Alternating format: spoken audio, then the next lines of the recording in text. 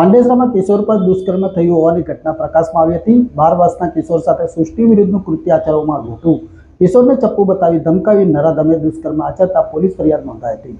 પાંડેસરા વિસ્તારમાં કિશોર પર દુષ્કર્મની ઘટના સામે આવી હતી। ધૂળેટીના દિવસે આશરે સાંજે 5 વાગ્યાના અરસામાં કિશોર સાથે સૃષ્ટિ વિરુદ્ધનું કૃત્ય આચરવામાં આવ્યું હતું। 12 વર્ષના કિશોરને ચપ્પુ બતાવી ધમકાવી સૃષ્ટિ વિરુદ્ધનું કૃત્ય કરવામાં આવતા ચકચાર મચી જવા પામી હતી। આ ઘટના બનતા કિશોરે પોતાના માતા પિતાને જણાવતા સમગ્ર મામલો પાંડેસરા પોલીસ મથકે પહોંચ્યો હતો। જોકે પાંડેસરા પોલીસે નરાધમ આરોપીની ધરપકડ કરી વધુ તપાસ હાથ ધરી હતી।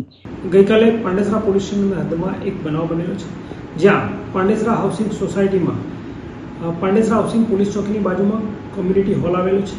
તે હોલની બાજુમાં એક અવાવરું જગ્યા હતી, જ્યાં આરોપી અમિત કૈલાસ પાંડે નામનો ઈસમ એક 12 વર્ષના દીકરાને પોતાના મોપેડ પર બેસાડી સાયકલ ચલાવવાની લાલચે લઈ ગયેલ હતો અને ત્યાં તેની સાથે અવાવરું જગ્યા પર જઈ સૃષ્ટિ વિરુદ્ધનું કૃત્ય આચરેલ હતું।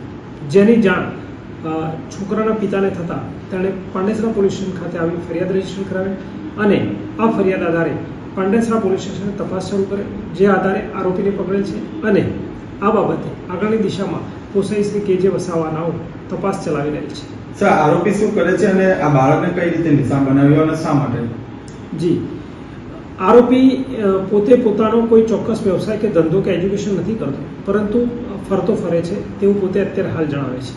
અને બાળક પોતે સાયકલ ચલાવવાની લાલચ હોય અથવા સાયકલ ચલાવવા આપવાનો હોય તેવી લાલચ આપીને પોતાના મોપેડ પર બેસાડીને બાળકને અવાવરું જગ્યાએ લઈ જઈને તેને બદકર્મ આચરેલ છે। કાતર જેવું હથિયાર બતાવવામાં જાનથી ધમકી જી, પોતાને અવાવરું જગ્યાએ લઈ જઈ અને નાના બાળકને કાતર જેવા હથિયારથી ડરાવી ધમકાવીને સૃષ્ટિ વિરુદ્ધનું કૃત્ય આચરેલ છે।